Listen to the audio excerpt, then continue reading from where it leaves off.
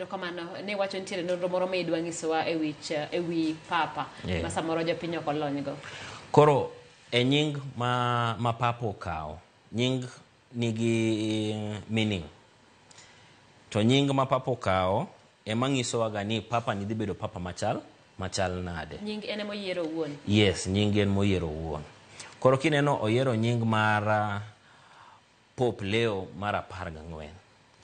To mondo wang'e matut momiyo oyiero nying ni, to wadok ni Pope mane ema nokawo ga nying mar Leo. To king'iyo higni to nitie Pope moro niluongo ni Pope Leo mar 13. To Pope Leo mar 13 ne en Pope mane nigi wach ni understanding gi weche masani, luongo ni modernity. Tiyudo e penje mani penja e weche LGBTQ ma gik mathago kanisa sanigo.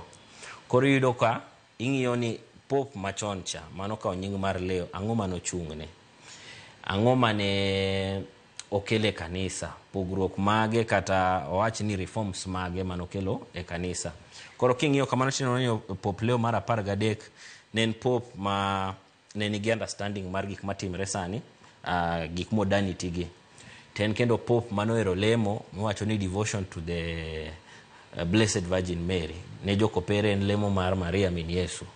Koro ineno kata kaka wuono kane Pope Leo mar 14 ne golo speech ne mokwongo, ne nitie kuma ong'iso ji ni mondo walam, nitie lamo mar Maria, iluongo ni Hail Mary, gi dholuo kendo lal na mana matin.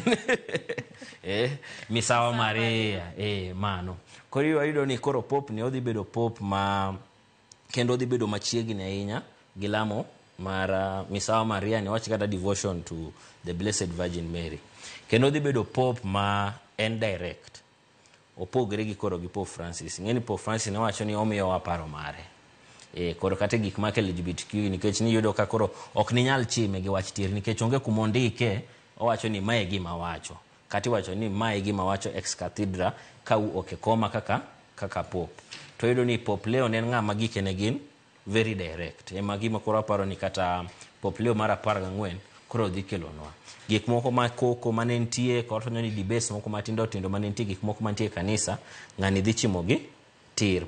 Pope Leo mar 14 koro dhi kelo kanisa mondo koro gik matek weche matek mane ji pok gima ne kanisa ok ne dwa wuoye kata ne yudo ka tungo kanisa, odwa no dhi oket gi e ler kendo oket gi e weche mar adiera. Kendo ayudo ni en ng'ama ka ng'iyo en ng'ama dhi duogo ji adiera mar kanisa mar jokopere kaka ondiki iluongo ni magisterium. Erokamano, kwan no samoro ng'ato nyalo penjo ni